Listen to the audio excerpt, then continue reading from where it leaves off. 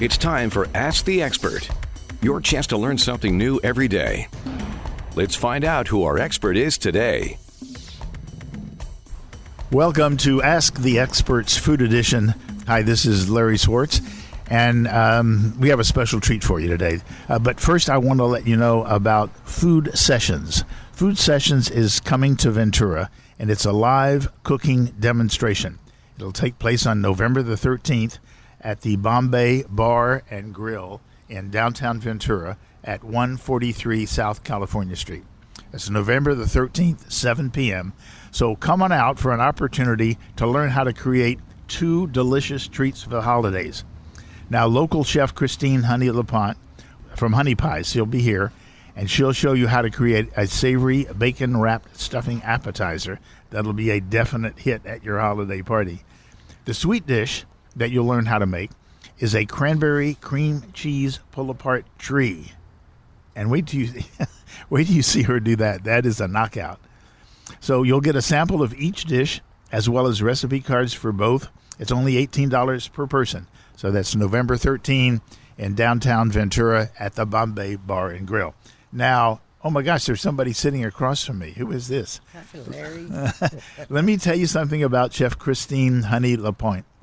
She brings a unique blend of custom design and culinary passion to every event, stemming from a career that includes 3 decades in high-end interior decorating.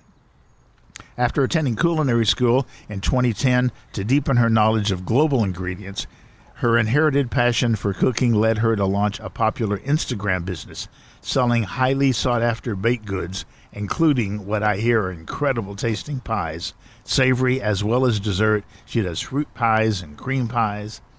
And following 2 very successful planned family events, weddings, in 2024, one was last minute and one was really extravagant, Christine formalized her event planning expertise, driven by a goal to just make people happy by bringing their custom visions to life.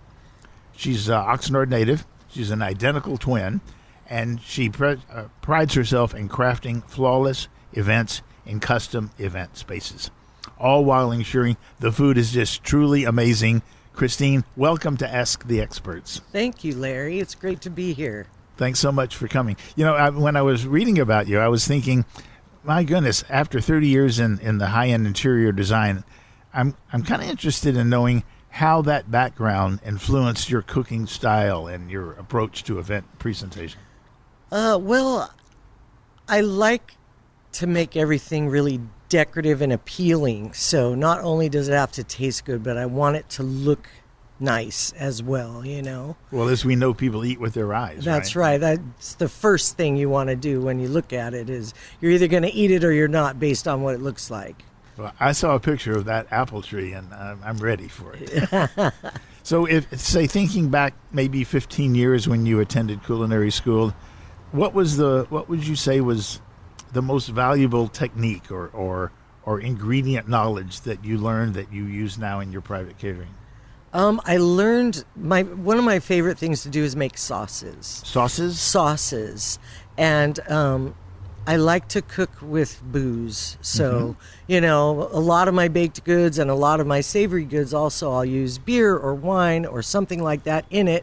And you can't really tell that it's there, but it does give it a different flavor. Interesting. That's a little interesting, right? I did last Thanksgiving, I made a maple bourbon pumpkin pie. And so the alcohol cooks out, but that caramely bourbon flavor stays in, and it's really a nice twist. What about, do you any sauces that have alcohol in them for like entrees? Yeah, I actually make a steak and Guinness pot pie that's very popular. It's got mushrooms and caramelized onions and steak, and it's cooked in a Guinness gravy. Sounds great. Yeah. You know, as most chefs will tell you, they credit their cooking styles to growing up in the kitchen when they were kids with a parent or a grandparent. I remember mine was when my parents were going to go out to eat, my mother would make meat and rice.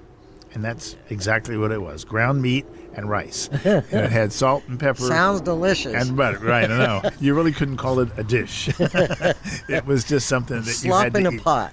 So what growing up, did you have some special thing that you can tell us about that you did with your mom or grandma? My grandparents, my mother's mother and my mother's father were both incredible cooks. My grandmother was mostly the baker and my grandfather was the cook. And he made this pork roast on the rotisserie that he would jab a bunch of holes in and stuff it with garlic, and then he'd coat it with peanut butter. And I'm still trying. Unfortunately, he's passed and I didn't get him to tell me what his trick was, so I'm still working on it, but it would cook down with this crust on the outside and those peanut oils would soak into the meat, and great. It was the most delicious pork roast you've ever eaten. And every time I try to do it, the peanut butter just melts off and falls off, and he would do it so it was almost like a crust on the outside when you cooked it. So I wondered if I'm still playing with that. Yeah, did he mix anything in the peanut butter? I've tried mixing it with flour and making kind of a dough. Right. I've tried a bunch of things. So I'm still working on it, and one of these days I'm going to get it. But that was one thing that I still remember from childhood.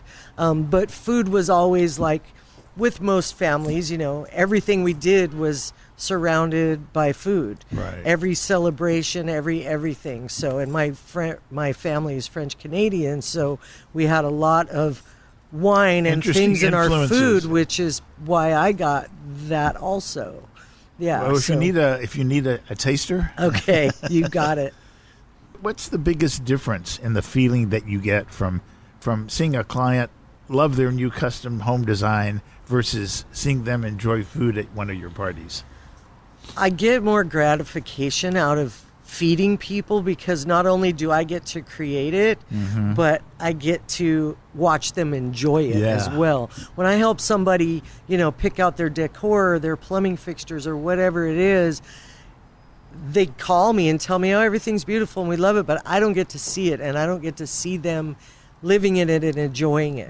So with food, I give it to them, I watch them eat it, they love it, and that's what I love. It's right there in front of you. Yes. So the pull apart, let's talk about the pull apart tree first. Okay. I mean, it's a fun presentation. What tips are you going to share with people that are home bakers to make sure that, like, the dough is easy to handle, the cheese filling stays creamy, doesn't leak out all over the place? Right. So it's a puff pastry, and puff pastry is never going to puff unless it goes in the oven very cold. So before you put it in the oven, it needs to be very cold or it won't puff up like it's supposed to. It'll just stay flat and get oily.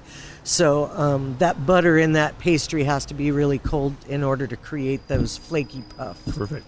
Well, you're listening to Ask the Expert with our guest chef today, Christine Honey Lapointe.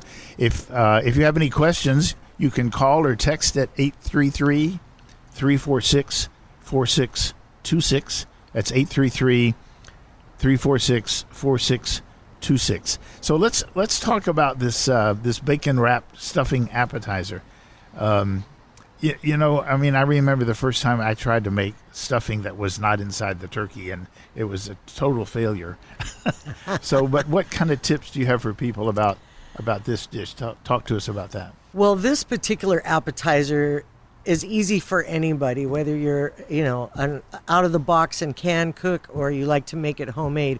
You can use any box stuffing mix, or you can create your own stuffing if you have the time and you want to do that. But it's simple for anybody to do, and you basically prepare your stuffing as you would, and then you roll it in about a golf ball size, and you wrap it in half of a piece of bacon, thick cut bacon, with a toothpick, and you just bake it in the oven until the bacon's cooked. And you can serve those as little appetizers, and it's delicious and easy. Most people love the flavor of stuffing. Almost everybody loves bacon, so you can't really go wrong. It's a people pleaser, and it's simple, and it's not super expensive. Do you cook the stuffing ball before you wrap it in the bacon? No, you prepare the stuffing in a pot like you would before you were going to. Oh, I see. So when you make the little ball, it's already cooked. Already cooked, yeah. So Christine was good enough to create some danger here, and she brought some of her baking goods. I am looking at 2 mini key lime pies that, if I had a fork, and maybe even if I didn't, I would go for it right away. But these, I'm going to try her. Are these chocolate chip? Chocolate chip with potato chips. Chocolate chip with potatoes. Oh my gosh. Gives you a little. Yes. So you get a little bit of the It's salt. sweet and crunchy and the salty salt. and sweet. Oh my gosh. These are fabulous. Thank you so much for bringing these. You're welcome. See, now I'm enjoying watching you eat them. So you can get some of these goodies at Honey Honey Pie, Pie 805. 805 on Instagram. That's right. And don't forget, check her out at November the 13th here at the Bombay Bar and Grill. So before we go, we'd like to know and tell people about how they can contact you in terms of your Instagram feed. So you can we share this information? Yeah, absolutely. So you can check it out on Instagram at Honey Pie, all one word, HoneyPie 805, at Honey Pie 805 on Instagram. That's correct. So anything else that you'd like to share with us about your cooking background? Any fun stories that you have? Well, I'll tell you, I do, as far as my Instagram page goes, I post once a week, typically a flavor of the week that I'm baking. And I'll say post on Sunday or Monday night, here's what I'm making this week. Message me ahead of time. I take Zelle and Venmo. I can only take a certain amount of orders per week because I work full time as well. Right. So follow me on Instagram and watch for what's coming up next. I will take special requests if you've got a birthday coming up, or, by the way, birthday pies are a thing now instead of cake. A lot of people prefer pie, and it's starting to take off. So I'll make you the best birthday pie you ever had. But if you need something special request that it's not something I've posted, I can make just about anything. And as long as I have enough notice ahead of time, I can make it for you. Well, let me real quickly before we go share with you my only experience with cooking with alcohol. I had a little kitchen in Colorado for a while, and I was making a dish called beef and onions braised in beer. I'd never made it Sounds before, great. but I mean it's pretty close to what it sounds like. But I had I had an inexpensive cut of meat. And I got everything sauteed in the pan, and I pulled out the jar of Adolph's meat tenderizer. And my wife said, no, you're not going to use that. I said, what's the matter? It needs, She said, here, use this. And she gave me a jar of papain, which was like a pineapple or papaya natural meat tenderizer. It's an enzyme. I had no idea Breaks how much down. to use. I put the lid on, simmered it for an hour, took the lid off, and looked at it. Turned to mush. It was brown library paste. It had totally dissolved Yeah. the meat. So, Those papaya enzymes will break down proteins real quick. well, so I'm glad that you've got alcohol sauces in your background, because I certainly don't. That's a good Well, story. so thank you so much for being our expert today. We really appreciate your stopping by. And don't forget, on November the 13th, you can come see Christine do her thing at the Bombay Bar and Grill as part of the food sessions, it's savory and sweet dishes. That's November 13, 7 o'clock at the Bombay Bar and Grill at 143 South California in downtown Ventura. Thank you, Larry. Thanks for having me. I really appreciate it. Thanks for coming. All right. Thanks for listening. Yeah, enjoy your treats.